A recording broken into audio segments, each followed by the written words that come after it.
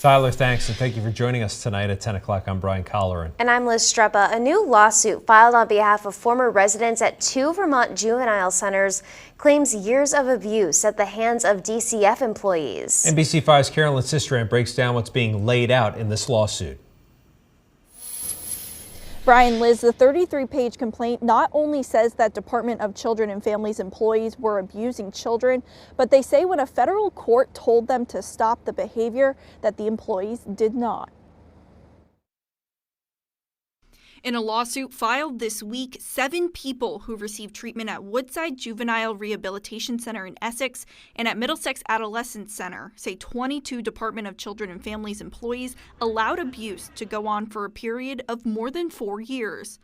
Woodside closed back in October 2020. It wasn't meeting the needs of the children in that particular group. The complaint filed in a federal court claims the abuse happened between 2016 and 2020, that some children were, quote, physically assaulted, sometimes stripped of clothing by Woodside staff members who demanded compliance with their orders.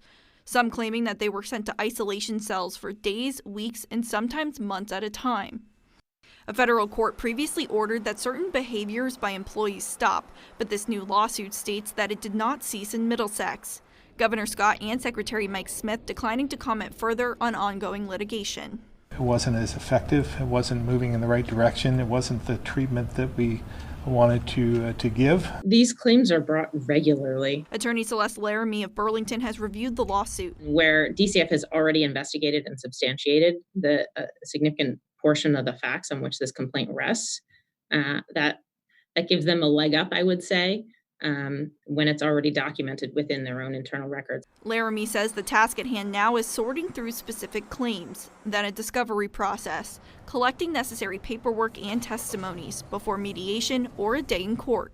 A damages award, one would hope, could really help juveniles who still have a real hope at getting the treatment and the therapy that could help them turn their lives around.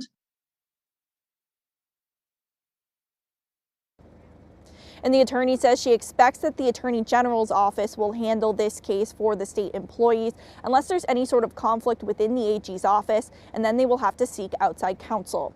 In Essex tonight, Carolyn Sistrand, NBC5 News.